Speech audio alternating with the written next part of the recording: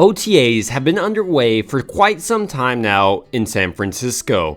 OTAs are the opportunity for each team to look at the players they drafted and what exactly they look like on the NFL field.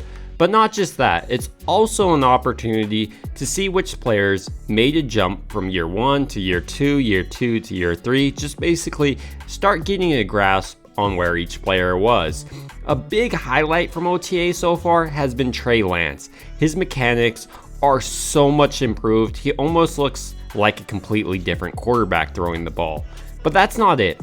Today, I want to speak about maybe one of the most overlooked position on a football team, especially on San Francisco. San Francisco utilizes their backup tight end a ton. For example, in an FC Championship game against the Eagles, their backup tight end Tyler Kroft was tasked with blocking Hassan Reddick. Just for an example, ultimately that led to Brock Purdy's injury, but my point here being is that backup tight ends are crucial for the success of the Niners offense. And while they have a premier tight end in George Kittle, they really have been lacking behind him. This draft, they look to change everything. First, by drafting Cameron Latu, but this video is about their second tight end they drafted, Braden Willis, and this guy has been phenomenal so far in OTAs. So who exactly is Braden Willis?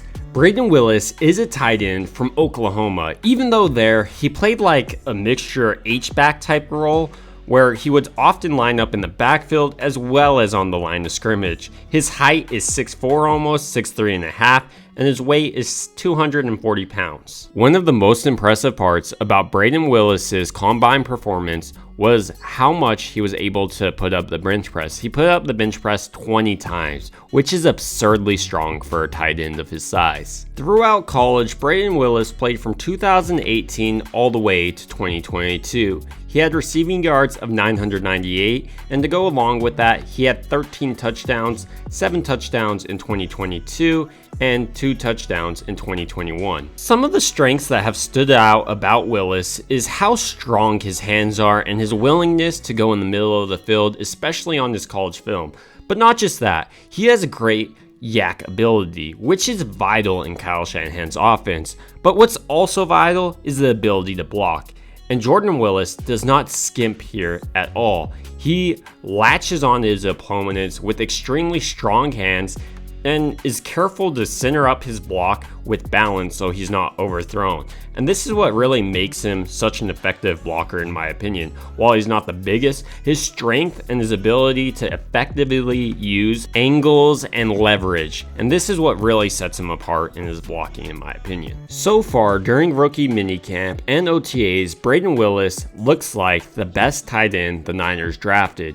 During rookie minicamp, he caught all 3 of his targets, included a contested pass over the middle. He looks comfortable going across the middle, and he has the ability to run routes effectively. Furthermore, in the OTAs available to the media, Braden Willis showed phenomenal ability to catch the ball over the middle, making a almost diving left-handed catch on a pass across the middle from Darnold, once again showing his willingness to go across the middle of the defense. While this is just the start of OTAs, it's encouraging to see a tight end selected with pick 30 in the 7th round be so productive on an NFL field. And it makes me wonder if the Niners have found another Brock Purdy type player late in the draft. To end this video, I want to end it on the message that Braden Willis had for all other 31 teams that decided to pass on him. So let's let him. Man. Ain't gonna be messed up. 31 teams gonna pay. 31 teams gonna pay. Yes, sir. 31 teams gonna pay.